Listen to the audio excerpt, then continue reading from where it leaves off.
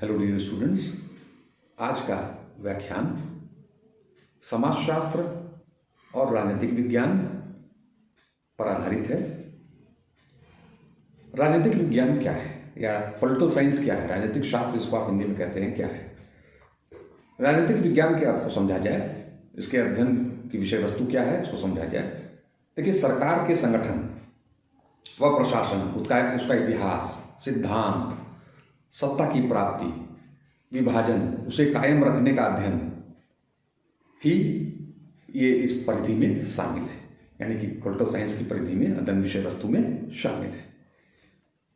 वास्तव में जो हम पॉलिटिकल साइंस के यानी राजनीतिक विज्ञान के अध्ययन विषय वस्तु मानते हैं, उसमें यह शासन की कार्यप्रणाली या राजनीतिक अभिजात वर्ग या का राजनीतिक दलों व दबाव गुटों, जिसको आप कहते हैं प्रेशर ग्रुप्स के व्यवहार आदि का अध्ययन भी इसमें शामिल होता है। राजनीतिक विज्ञानी अब राजनीतिक व्यवहार के विभिन्न पहलुओं का भी विश्लेषण करने के लिए अधिक से अधिक समाजशास्त्रीय आधार का प्रयोग करने लगा है। आप देखिए, इधर चुनाव हो रहे हैं, ठीक है। अभी लोकल एडमिनिस्ट्रेशन के इलेक्शन जम्मू कश्मीर में हुए हैं और भी अदर स्टेट्स में कुछ उपचुनाव हुए हैं, बिहार में चुनाव हुआ है। तो यहाँ पर वोट डालना तो एक पॉलिटिकल एक्टिविटी है ना, एक कॉन्स्टिट्यूशनल रिस्पॉन्सिबिलिटी भी है, संवैधानिक उत्तरदायित्व भी है, आपका जिम्मेदारी भी है हमारी। लेकिन ये जो मतदान व्यवहार है, इसका क्या समाज पर प्रभाव पड़ता है या मतदान व्यवहार किस तरह से आने वाले सामाजिक राजनीतिक पहलू को संरक्षित करता है यहाँ, तो यहाँ पर जो इसका अध्ययन है, यहाँ पॉलिटिकल साइंस और सोशियोलॉजी के अंतर वैषयिक रिलेशन के द्वारा ही हम फाइनल जो है किसी भी प्रेडिक्शन या नतीजे तक पहुंच सकते हैं। हेराल्ड लासवेल, जिन्होंने अधिकारों का वर्णन व्यक्तियों के एक दूसरे से संबंधित स्थिति के रूप में किया है, काफ़ी काम किया है उन्होंने। उनका ये स्पष्ट विचार है, मानना है कि अधिकारहीन लोगों को सशक्त करने के लिए, अधिकारहीन लोगों को सशक्त करने के लिए करने के प्रयासों पर, उनकी प्रतिक्रिया पर ही अधिकार प्राप्त व्यक्ति निर्भर करते हैं।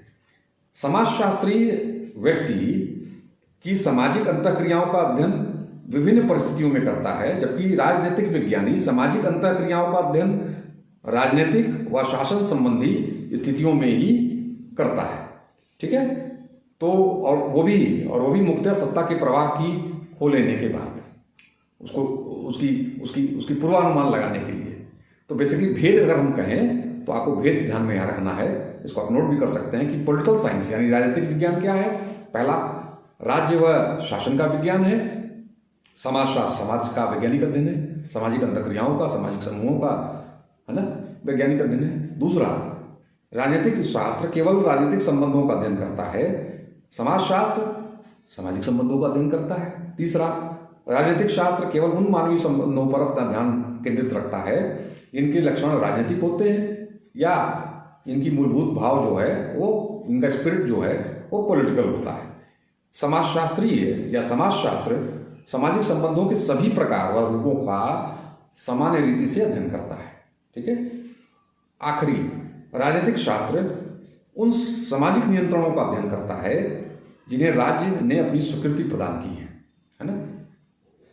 समाजशास्त्र क्या है? सामाजिक नियंत्रण के समस्त साधनों का अध्ययन करता है, जैसे संस्थाएं, परंपराएं, विधान, परिवार, ठीक है, पुलिस, न्यायपालिका, ये सारे सामाजिक नियंत्रण के साधन हैं। समाजशास्त्र में इनका अध्ययन किया जाता है, ठीक है। तो ये आप देखिए कि पॉलिटिकल साइंस और सोशियोलॉजी बेसिकली ये अपनी परिधि, अपने विषय वस्तु के अंतर्गत आने वाले, है ना, विषय वस्तु को एक अंतर्वैषयिक संबंधों के द्वारा समाजशास्त्र राजनीतिक विज्ञान से, राजनीतिक विज्ञान समाजशास्त्र से आदान प्रदान करता है, ठीक है। अब आइए इसी क्रम में समझा जाए कि इतिहास और समाजशास्त्र का क्या संबंध है। What is the relation between the history and sociology. मैं आपसे ये अनुरोध करूंगा कि व्याख्यान को आप बार बार सुनिए। समझ, सोशियोलॉजी में समझ बड़ी इंपॉर्टेंट एक्टिविटी होती है। एक बार आप मूलभूत पैरामीटर्स को समझ लेते हैं तो बाद में ये विषय आपको बड़े सुख की स्थिति में रखेगा। और अगर आप रटेंगे तो आप कहीं ना कहीं बहुत अपने को कंफर्टेबल नहीं पाएंगे परीक्षा भवन में। तो समझ डेवलप करिए, और जो मूलभूत मापदंडों पर मैं संबंधों को स्पष्ट करने का प्रयास कर रहा हूं, उन मापदंडों को समझने और उनको अपनाने का प्रयास करिए, ताकि आपका उत्तर लेखन अप टू द मार्क हो। एक्चुअली इतिहास है क्या? देखिए, इतिहासकार क्या करता है? अतीत के समाजशास्त्र को लिखता है, बताता है। यानी कि इतिहासकार मानव के भूतकाल की घटनाओं का, ठीक है, अध्ययन करता है, जो घटनाएं घटित हो चुकी हैं। जो आज है वो कल क्या हो जाएगा? अतीत हो जाएगा, इतिहास के पन्ने का हिस्सा हो जाएगा, इतिहास के अध्ययन विषय वस्तु का हिस्सा हो जाएगा, ठीक है।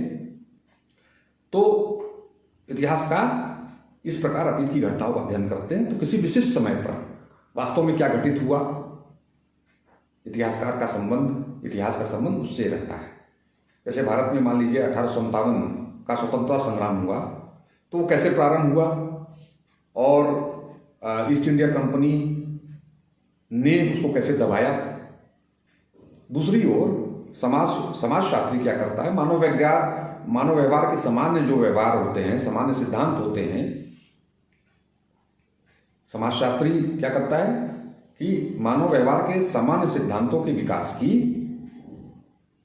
ओर अपना ध्यान केंद्रित करता है। इतिहास में हम जब देखते हैं तो युद्धों का वर्णन है, संधियों का वर्णन है, सामाजिक विघटन का वर्णन है ना, इन तमाम चीजों का वर्णन है। तो समाजशास्त्र युद्ध को सामाजिक घटना के रूप में और इसके क्या प्रभाव होंगे, इस रूप में इसकी व्याख्या करता है कि अगर युद्ध हुए, अगर महाभारत का युद्ध हुआ था इतिहास में, तो महाभारत के उस 18 दिन के चलने वाले युद्ध का परिणाम उसके बाद के समाज पर क्या हुआ।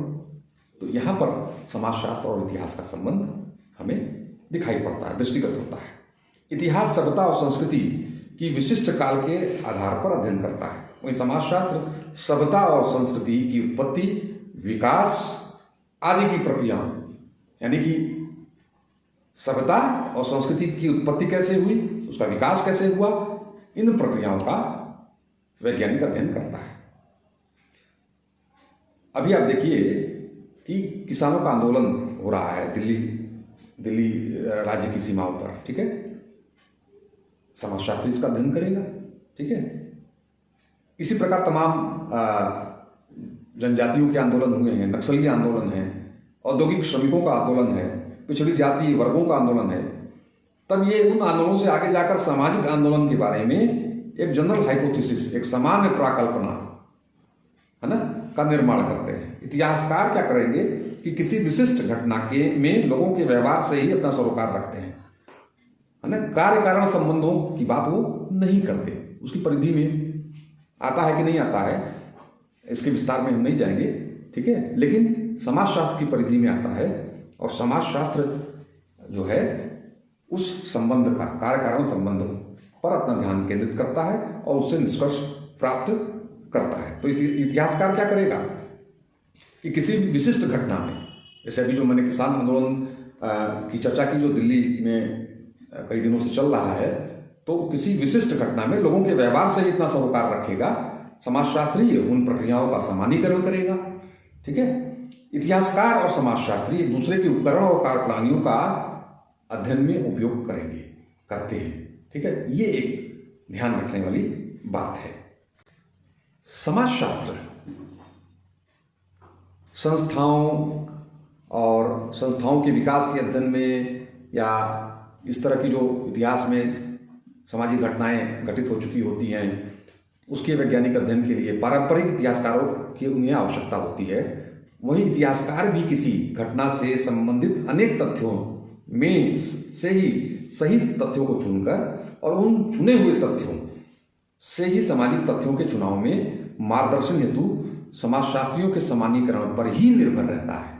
तो आप ये देखिए कि फाइनल प्रेडिक्शन तक आते आते इतिहासकार भी जो जनरलाइजेशंस होती हैं, सोशियोलॉजी की जो जनरलाइजेशंस होती हैं या सोशियोलॉजिस्ट के द्वारा जो जनरलाइजेशंस प्रोपाउंड की जाती हैं, निकाली जाती हैं, वो कितना सहायता करती हैं इतिहासकार को भी किसी फाइनल नतीजे तक, कंक्लूजन तक पहुंचने तक। तो इस प्रकार आप देखिए कि इतिहासकार और समाजशास्त्री, इतिहास और समाजशास्त्र एक दूसरे को कितनी आपस में सामग्री, अध्ययन विषय की सामग्री प्रदान करते हैं।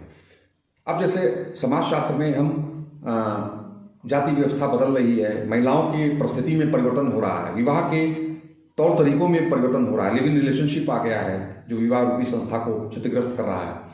तो ये समाजशास्त्रियों द्वारा जो विश्लेषण है, वो इतिहासकारों द्वारा इन प्रत्येक क्षेत्र में विभिन्न समय पर किए गए विश्लेषणों द्वारा ही संभव हो सकता है। ठीक है, मुगल काल में विवाह पद्धति कैसी थी, मौर्य काल में कैसी थी, तत्कालीन समाज में विवाह प्रचलन कैसे था, जाति व्यवस्था का स्वरूप क्या था, जाति व्यवस्था का प्रभाव क्या था। ठीक है, तो समाजशास्त्र को या समाजशास्त्री को वर्तमान जाति व्यवस्था का अध्ययन करना है तो कहीं ना कहीं इतिहास के पन्ने से उसको यह जानकारी इकट्ठा करनी होगी।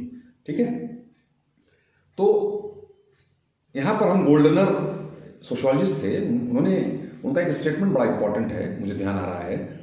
उन्होंने कहा कि मैक्स वेबर जो इतिहासकार और समाजशास्त्री दोनों थे, मैक्स वेबर एक क्लासिकल सोशियोलॉजिस्ट है, बहुत बड़ा नाम है। ठीक है, आपके सिलेबस में भी है। बेसिकली अगर मैं कहूँ तो हिस्ट्री और सोशियोलॉजी के संबंधों पर जितना जोर मैक्स वेबर ने दिया है फाउंडिंग फादर्स होने के बाद, वो शायद एक शानदार परंपरा है इतिहास और समाजशास्त्र के संबंधों को समझने की। तो गोल्डनर ने कहा कि मैक्स वेबर जो इतिहासकार भी था और समाजशास्त्री भी था। अगर उनकी रचनाओं को आप देखिए मैक्स वेबर की, तो आपको स्पष्ट हो जाएगा ये दोनों विषय एक दूसरे को किस प्रकार सामग्री प्रदान करते हैं। मैक्स वेबर की किताब थी, एक बहुत इंपॉर्टेंट काम था, the Protestant ethic and the spirit of capitalism. तो प्रोटेस्टेंटवाद ने पूंजीवाद के विकास को किस प्रकार प्रभावित किया, प्रोत्साहित किया, इस पर वेबर ने काम किया था। इसको समझने में वेबर की रुचि थी। तो इतिहासकार होने के नाते वेबर ने अनेक देशों के प्रोटेस्टेंटवाद, है ना, वह पूंजीवाद के विकास को गहराई से उनका अध्ययन किया। ठीक है, और समाजशास्त्री होने के नाते उन्होंने इन घटनाओं के बारे में सामान्यीकरण, जनरलाइजेशंस का विकास किया। वेबर का स्पष्ट ये मानना था कि वेबर ने बताया अपने अध्ययन के बाद कि किस तरह प्रोटेस्टेंटवाद ने अपने कठिन परिश्रम, यानी कि प्रोटेस्टेंट धर्म ने अपने अनुयायियों को कठिन श्रम करने के लिए प्रोत्साहित किया, प्रेरित किया, मितव्ययिता के सिद्धांतों तथा अभिवृत्तियों से एक नए आर्थिक स्वरूप के विकास में, है ना, उसको रेखांकित करने में इतिहास से सहायता ली। तो आप देखिए कि वेबर के कार्य में इतिहास और समाजशास्त्र का संबंध स्पष्ट रूप से परिलक्षित होता है। ठीक है, तो यह हो गया इतिहास और समाजशास्त्र का संबंध। तो आप जब इस संबंध को उद्घाटित करेंगे तो मैक्स वेबर को जरूर आपको कोट करना है ना, मैक्स वेबर के काम को कोट करना है और आप अपने आंसर को इस प्रकार जस्टिफाई कर देंगे। तो ये था आज का व्याख्यान। मुझे उम्मीद है कि आपको ये व्याख्यान अच्छा लगा होगा, उपयोगी साबित होगा। तो अधिक से अधिक इसको सब्सक्राइब करिए, लाइक करिए और शेयर करिए। आप सभी का भरपूर प्यार, सहयोग, समर्थन मिल रहा है।